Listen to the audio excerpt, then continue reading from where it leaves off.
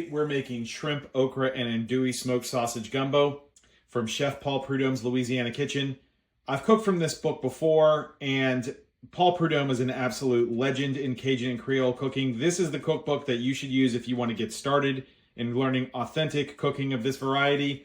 For those of you maybe not from the United States, Cajun and Creole cooking is from Louisiana and the New Orleans area and the surrounding areas, and it's really good. It's one of my favorite things to cook.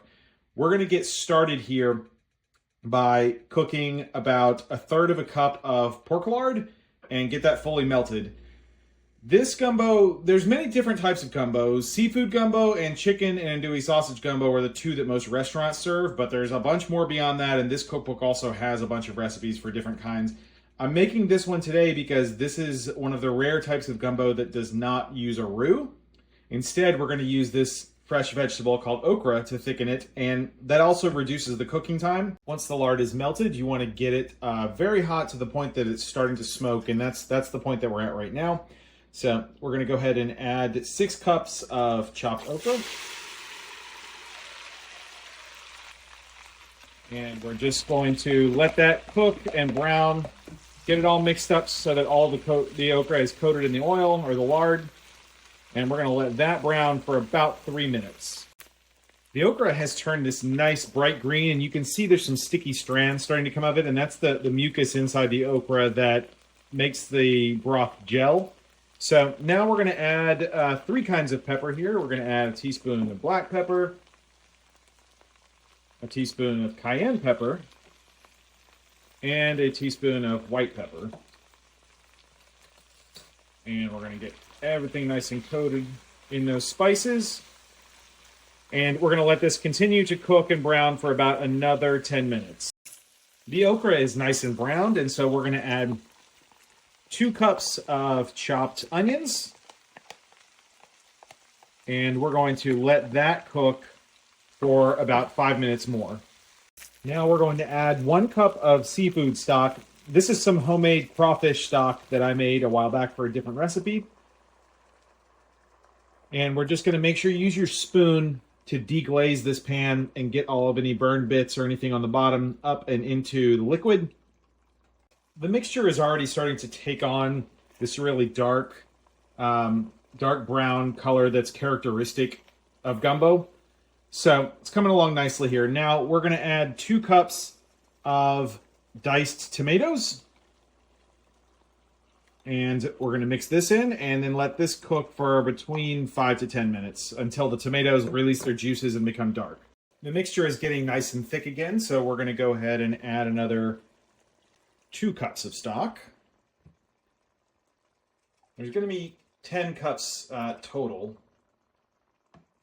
that we add in here. And once again, we're going to just deglaze the bottom for any burned vegetable bits, and we're going to let this cook for another 5 minutes. Now we're going to add a stick of butter, unsalted butter, of course, as well as a teaspoon of chopped garlic. And the rest of our spices, this is 2 teaspoons of salt, a teaspoon of dried thyme, 3/4 of a teaspoon of onion powder, and another ½ teaspoon of white pepper and cayenne pepper. So get as much of that in there as you can because it's Cajun, so you've got to spice it up. And now we're just going to get all of this incorporated. All right, this is really at a rolling boil, and it's very thick now. So we're going to go ahead and put in another 7 cups, basically the remainder of our seafood stock. And then once again, we're going to return this to a boil. We're getting some beautiful color here in this gumbo. And now this is diced andouille sausage. If you don't have andouille, if you're not in the United States, if you're in the U.S., you can buy it frozen and have it shipped to you if you don't have it in your local supermarket. I live in Florida. We do have it in supermarkets here, although this one is actually one that a coworker of mine brought back from New Orleans.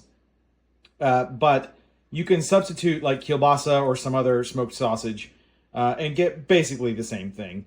I'm sure that's sacrilege to a bunch of people in New Orleans, but it's basically close to the same thing. So we're going to go ahead and put that in.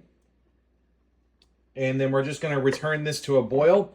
And once this returns to a boil, we're then going to cover it and turn the heat down to a low simmer. And we're going to let this simmer for about 45 minutes. The gumbo has been simmering for 45 minutes now. And so we have another 2 cups of fresh okra that we didn't use before, and we're going to go ahead and put that in.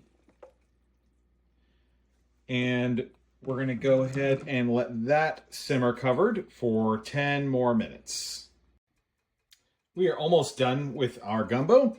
Now I've got a pound of peeled Gulf shrimp here, but any sort of shrimp will work. And we're going to go ahead and just put this in, and we're just going to simmer this for about another minute or two because shrimp cooks very quickly.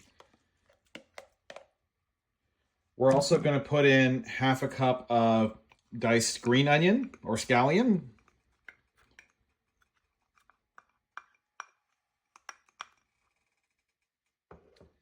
And we're just, like I said, we're just going to let this simmer for another minute or two to get that shrimp cooked. And then we're basically done.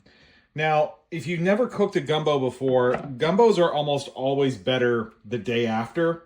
So I'm actually cooking this the evening before. We're all going to have this for dinner. So as soon as the shrimp is cooked, I'm going to take this off heat.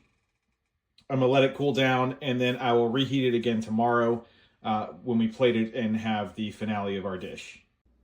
Here is the plated gumbo. I finished it off with a mound of white rice in the middle. It's not white rice. This is parboiled or converted rice. You can use whatever white rice you like, or any rice, honestly, to finish this dish. Gumbo is traditionally served with rice in the middle, and then you mix it all up. But in this case, the authentic way to do it is using parboiled Cajun rice that has some onions and green peppers. It's cooked with a few small things like that. So then I'm just going to finish it off with some fresh chopped green onions. And that's our dish. This smells like New Orleans. It smells like you're walking down Bourbon Street.